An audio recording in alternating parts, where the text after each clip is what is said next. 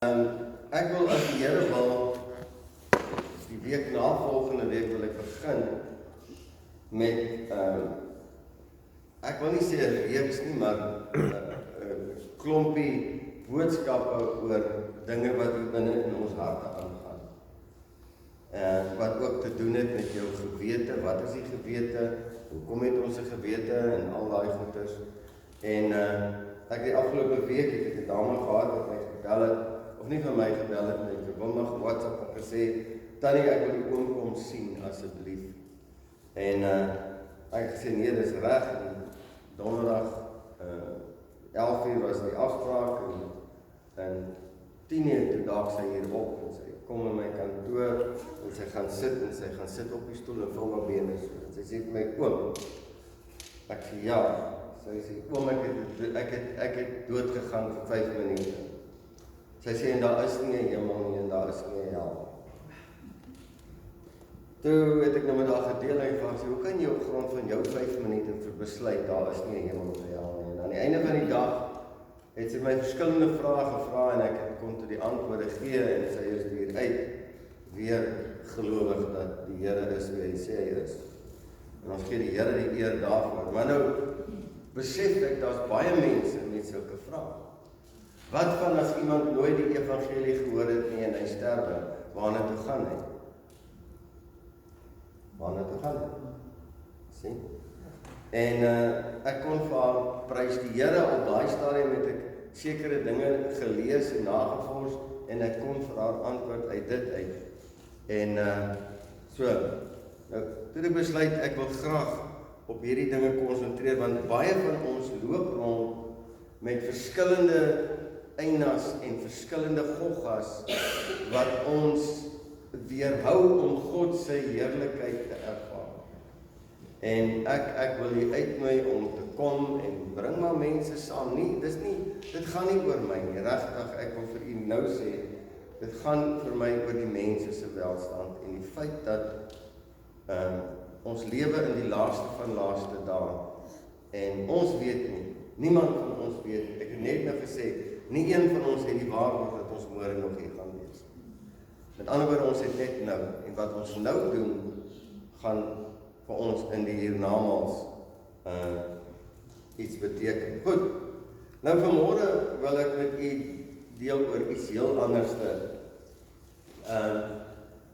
Ek dink baie van ons, as ons kyk na van sekere families in ons vriendekring, dan dink jy, dis 'n disfunksionele familie daar.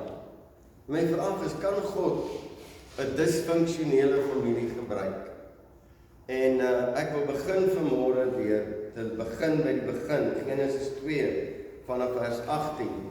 Ook het die Here God gesê, dit is nie goed vir die mens om alleen te wees nie. Ek sal vir hom 'n hulp maak, wat by hom pas. En die Here God het uit die aarde geformeer al die diere van die veld, al die voëls van die hemel, en hulle dat die mens gebring om te sien hoe hy hulle sou noem.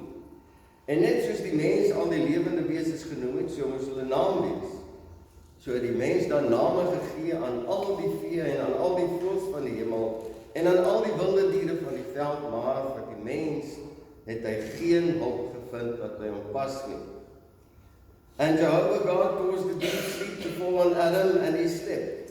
And he took one of his ribs and closed up the flesh underneath, and Jehovah God made the rib, which he had taken from the man, into a woman. And he brought her to the man, and Adam said, this is now bone of my bones and flesh of my flesh. She shall be called woman, because she was taken out of man. Therefore a man leave his father and his mother, and shall cleave to his wife, and they shall become one flesh. Nou, ek weet nie hoe het dit gekom op die feit dat die man Adam gesê het, woman nie. Maar, jy weet, toe ek vir Wilma die eerste keer gesien het, toe sê ek, wow man.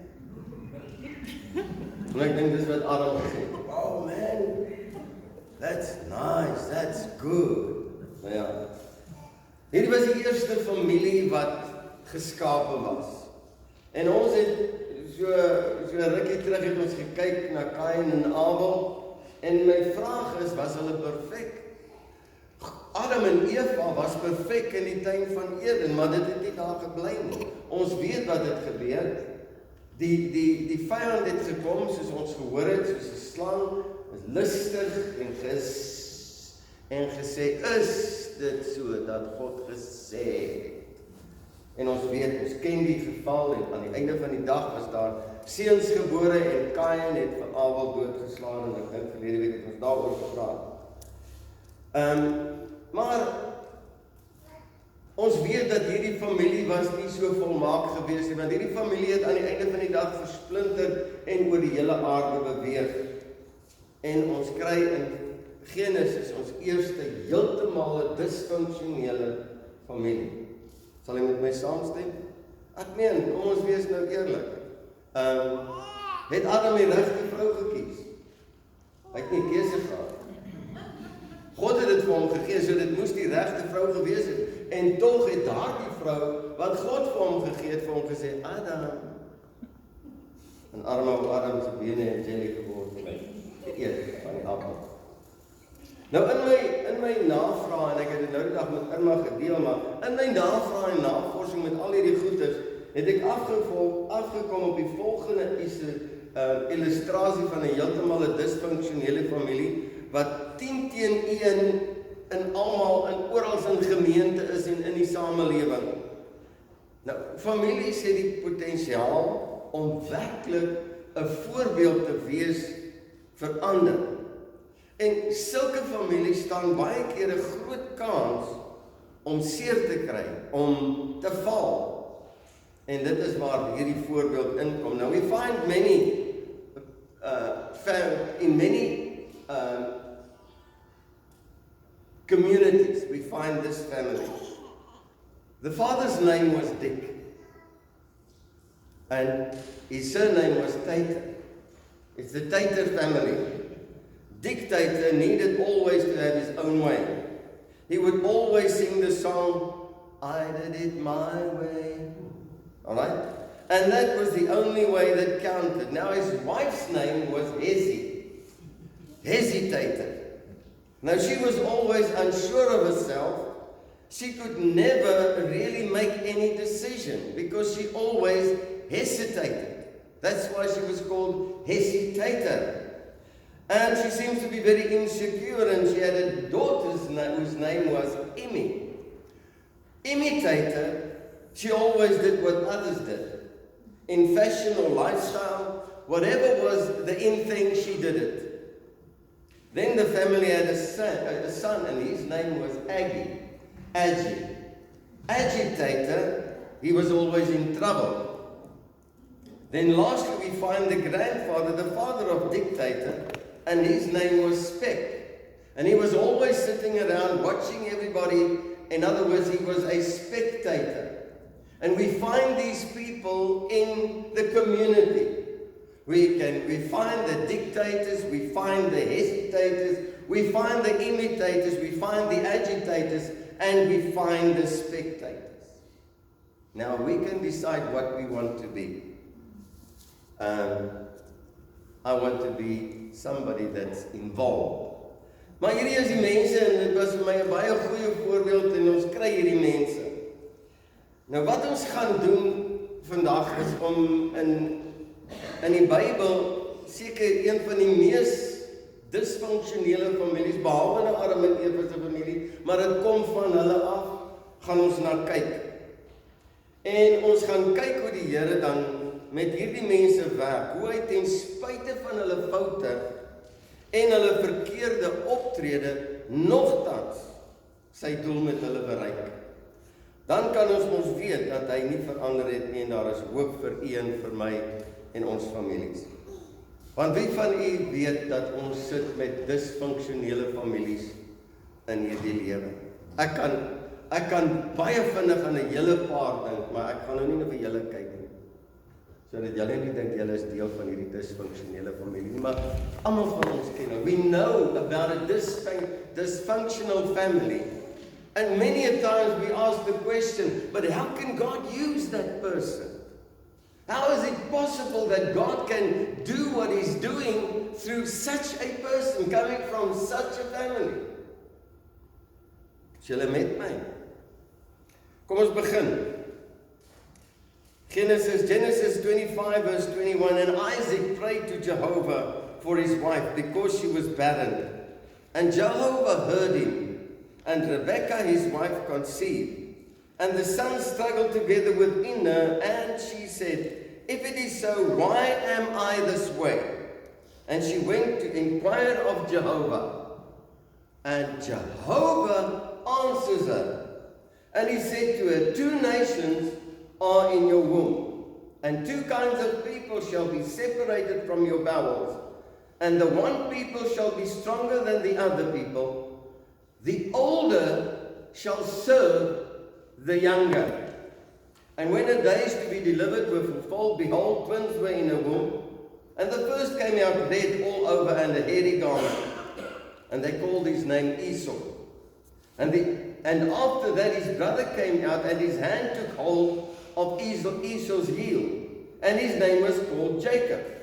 And Isaac was 60 years old when she bore them. And the boys grew. And Esau was a man knowing hunting, and Jacob was a simple man living in tents. Now I must remember that God himself spoke to, it says there, and she went to inquire of Jehovah. And he answers her. And God speaks to Rebekah, and we find a couple of problems in this family. First of all, we find favoritism. And we must understand that God himself made the prediction to Rebekah that the older will serve the younger. Now this was totally contrary to the normal traditions in Israel. The older, or the firstborn, was always the one to be the favorite. He was the one, he would be the one to receive the blessing, yet, and all those things. Yet now in this instance, God says that will not be. The younger one will be the favorite. Now, putting this in context, we obviously find that this would create big problems. God says that the younger will serve the older. In contrast to what should be. And what we will see is the sovereignty of God. God is God. I'll say many a times, and you will know that I said many a times, God can do what he wants, when he wants, to whom he wants, and when he wants, and how he wants to. Because he's God. We have twins with the same upbringing, the same culture, the same circumstances, yet they will go in 2 different directions. In Romans, Paul uses this to describe the sovereignty of God, God's election process. Now, if we go into the election process, there's many questions. And in these couple of messages that we will be sharing the week after next, we will address that. We will look at that. Ons gaan daarna kyk. Die hoekoms en die waaroms. Is God, het hy sekere vooroordele oor sekere mense?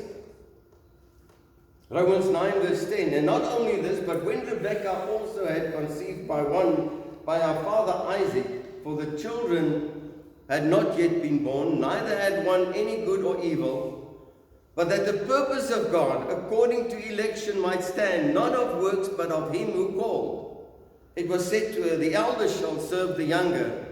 And then, as it is written, Jacob I have loved, but Esau I have hated.